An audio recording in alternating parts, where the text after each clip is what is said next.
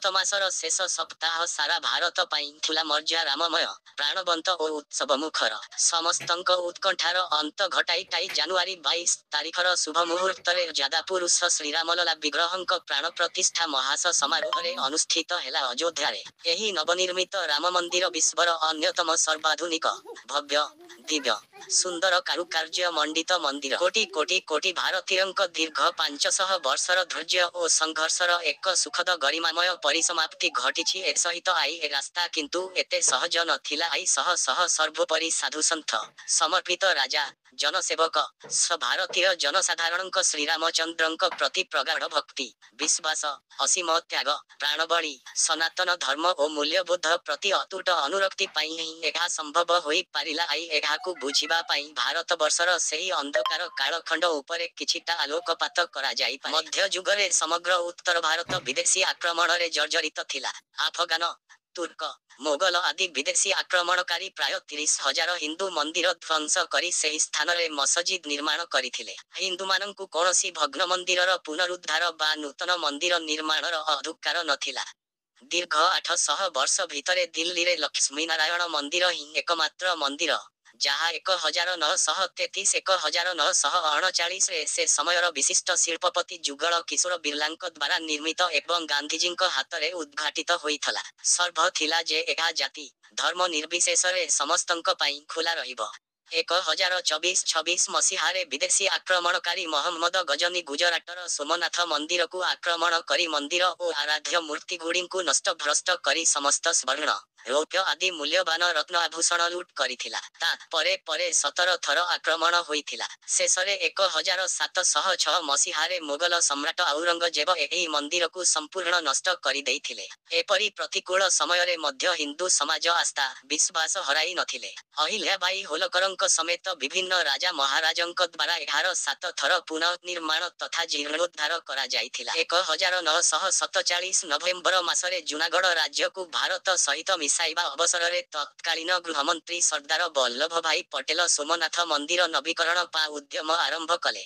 51 रे नवनिर्मित सोमन मंदिर रे प्राण प्रतिष्ठा पाई देशर प्रथम राष्ट्रपति ड राजेंद्र प्रसाद आसीथिले तत्कालीन प्रधानमंत्री नेहरूंक बारण सत्वे उच्च पदरे थिबा कोनोसी राजनेता कोनोसी धार्मिक उत्सव रे जोग देबा धर्मनिरपेक्ष नीतिर उल्लंघन बोली तांक मत थिला आई किंतु ड राजेंद्र प्रसाद रोकठोक कहिथिले मु मो धर्म रे विश्वास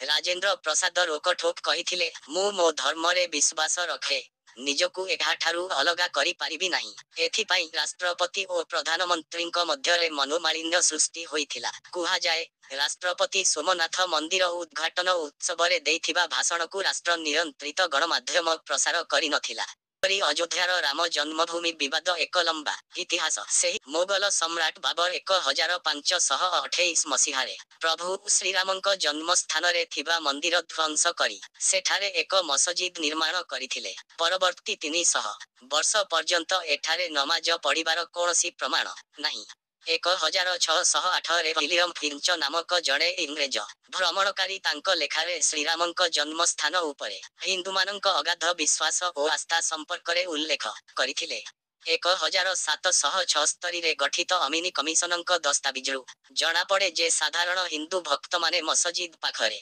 कार्तिक पूर्णिमा और राम नवमी रे एकत्रित हेउथिले एवं एक वेदी तैयारी करी श्रीरामललांक पूजा करुथिले 1858 रे 28 जन निहांग सिख एहा भितरकू प्रवेश करी पूजा और होम करिथिले एवं मस्जिद कांथरे राम नाम लेख देइथिले 1934 रे गोहत्या गुजबकु नहीं भीषण दंगा सृष्टि होइथिला प्राय 200 जन भ्रागी गोष्ठींक संघबद्ध आक्रमण रे मस्जिद्र किछि अंश नष्ट होइथिला रज सच सरकार अयोध्यार हिंदू संप्रदाय को एथिपाई दायी करी क्षतिपूरण बाबदरे 84,000 टंका जरिमाना करिथिले